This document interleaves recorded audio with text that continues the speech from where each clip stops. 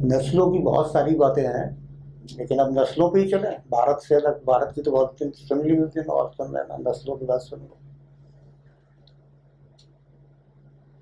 ये आर्य की जो बात कर रहे हो ना, अब इसके दूसरे पक्ष पे बाद में जाते हैं, पहले आर्य की बात ही समझ लो।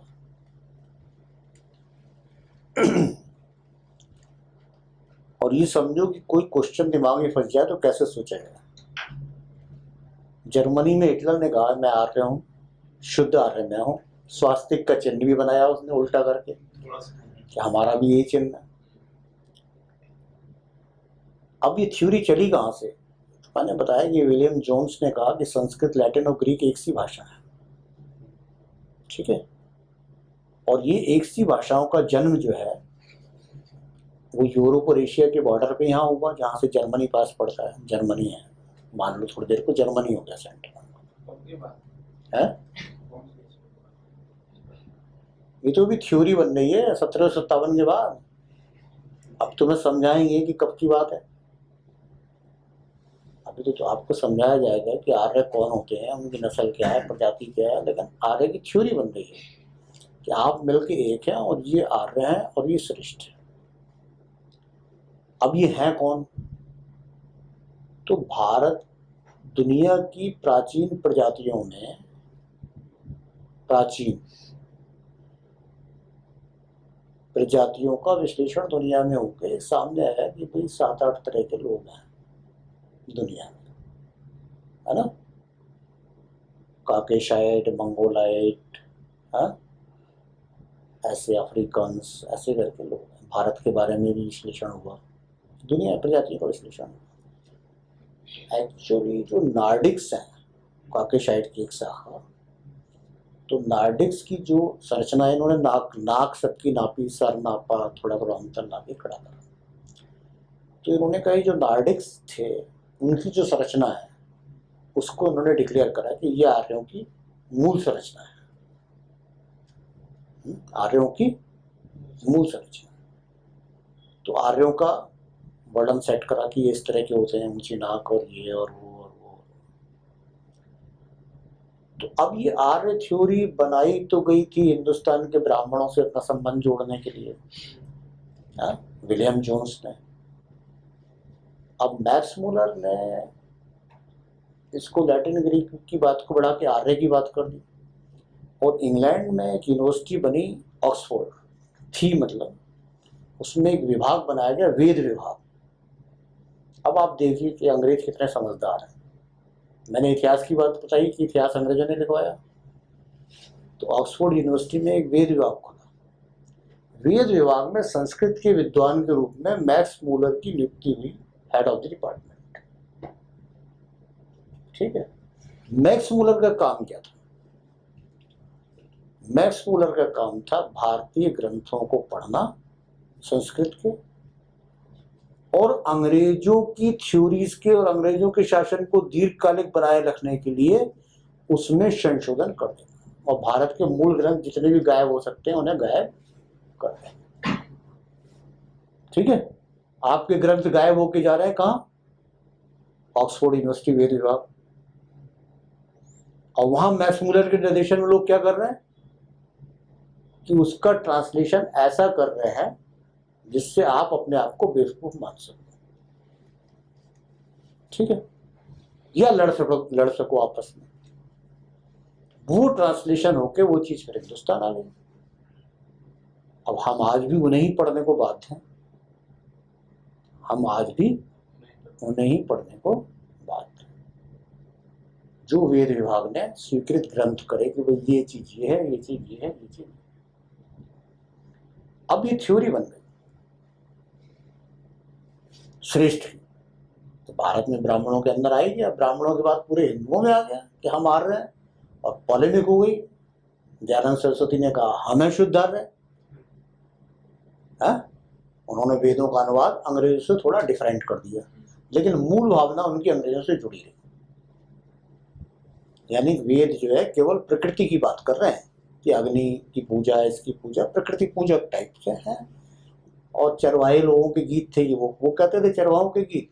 इन्होंने कहा कि नहीं, हमारी एक अच्छी सोसाइटी थी और हम लोग ये पूजा करते थे, और इसका मंत्र ये है, मंत्र में शक्ति है, मंत्र में शक्ति है। तो भारत के मीमांसा दर्शन के करीब दयानंद सरस्वती बात को ले गए। मीमांसा दर्शन कहता है भारत का शब्द में शक्ति है। ठीक है, इस पे कभी बात होगी फिर कि भारत के दर्शन कहाँ पैदा हुए और कैसे कैसे किस कम्युनिटी ने, इसमें क्या बात। लेकिन इस पे बहस होती है और हमारा देश आज भी इसमें फंसा हुआ है कि कौन सी जाति आर्य है और कौन सी नहीं है। और हमारे मानते हैं हमने आपको, ठीक है। जाटवों में भी जो सुधार का आंदोलन पहला चला आर्य समाज के प्रभाव से, उसमें अपने नाम के आगे आर्य लगाने की बात चली,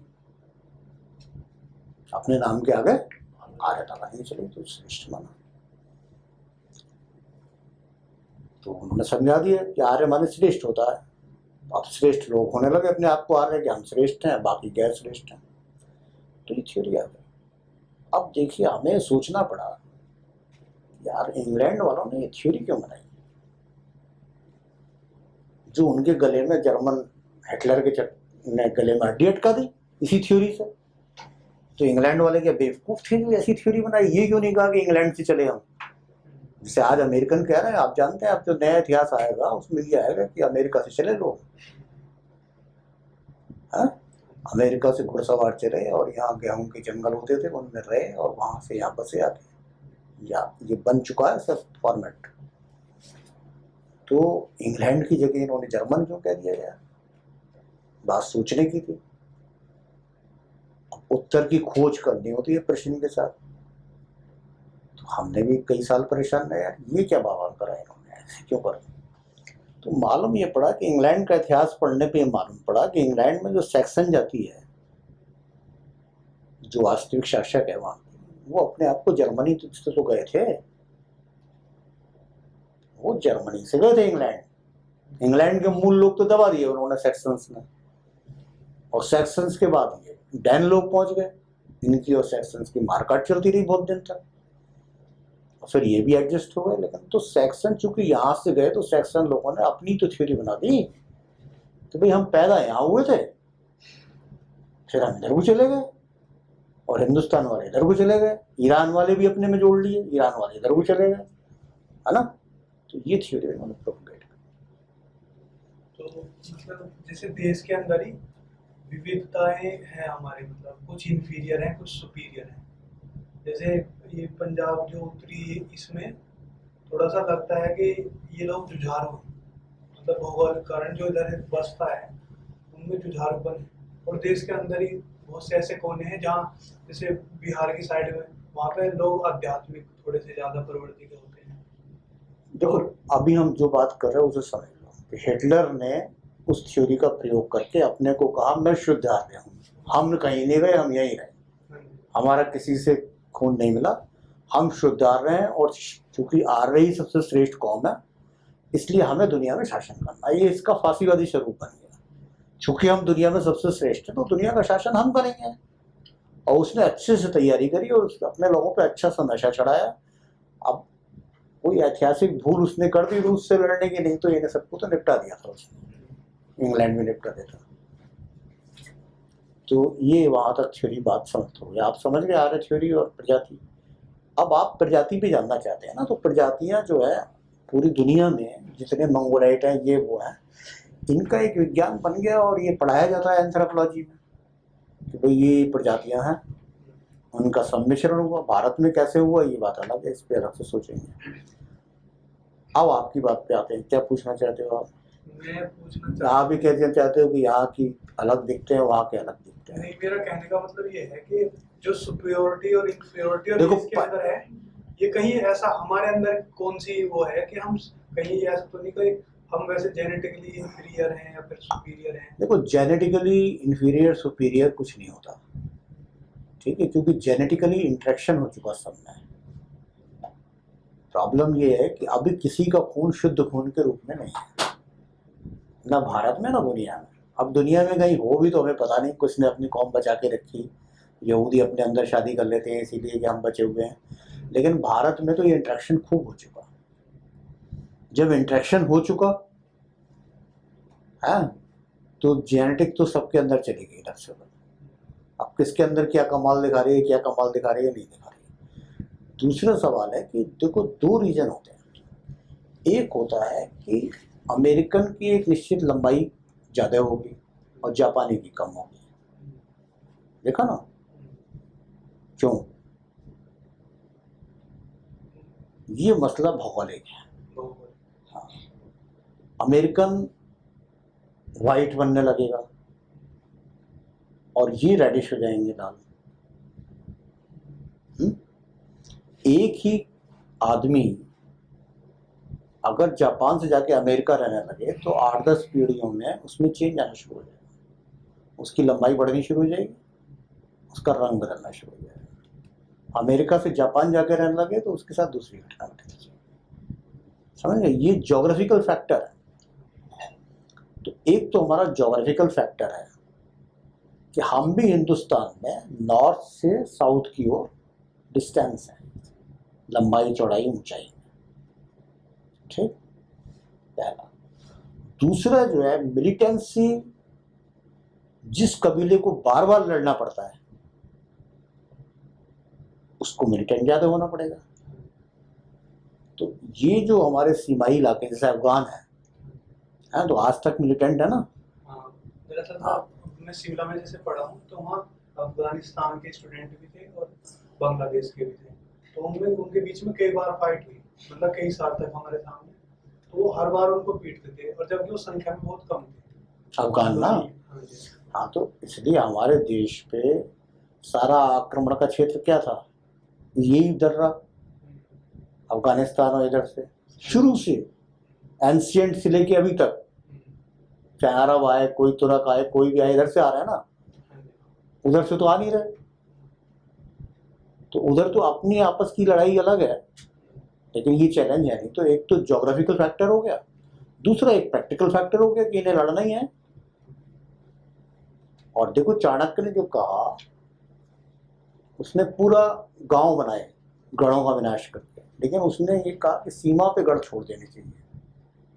सीमाई गढ़ जो है उनका विनाश नहीं करना है, क्योंकि गढ़ में सब लोग मिलकर लड़ते हैं, उसके अंदर मिलिटेंसी है, पावर है।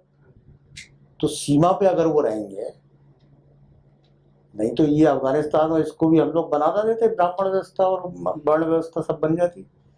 इन्हें ट्राइब भी छोड़ा गया, जाटों को भी छोड़ा गया। चाणक्य ने कहा कि ये सब सीमा पे रहने दो, क्योंकि सिकंदर को हराने में कोई इनकी भूमिका नहीं थी। सिकंदर को हराया नहीं ट्राइब्स ने। पुरुष से तो जो लड़ाई हुई, लेकिन कठों से जो लड़ाई हुई है, मालव और क्षुद्रक गढ़ों से जो लड़ाई हुई, तो इन गढ़ों से लड़ाई के कारण ही भागा चाणक्य नाम सिकंदर, है ना। तो ये गढ़ों की जो ताकत है वो यहाँ बचे रहे, पूर्वोत्तर भारत में भी बचे रहे, क्योंकि उधर चीन की तरफ से कोई ना आए, बर्मा, ये सब बचे रहे, तो ये छोड़े गए। तो ये गढ़ हैं यहाँ पे, और चूंकि बाद में सिविलाइज हुए इसलिए इनमें कुछ कबीलाई चेतना है। जाटों में जो कबीलाई चेतना है ना, तो इसलिए ना बाद में आया सिविलाइजेशन में, तो अभी टाइम लगता है धीरे धीरे। जो पहले सिविलाइजेशन में आ गए, गंगा यमुना के मैदान और एक घाटी, इनका अलग हिसाब है। तो फाइनली हमें इतनी ताकत है कि मतलब ताकत सब में है ना। देखो देखो ताकत तो पैदा करता जापान ने, वो पैदा कर दिया अपने लड़ने के, जूडो कराटे और क्या क्या पैदा कर दिया है। तो वो अगर शरीर से कम है तो उसने ऐसी चीजें पैदा कर दी कि वो अपने से 4 गुने आदमी को पीट देगा। आदमी पीटते ना। तो हर कम्युनिटी अपने लिए पैदा करती है ना, समाज है, समाज ने अपना, इन लोगों ने बना लिया है इधर कि भाई हमारे पास ये चीज रहेगी, तो ये बना।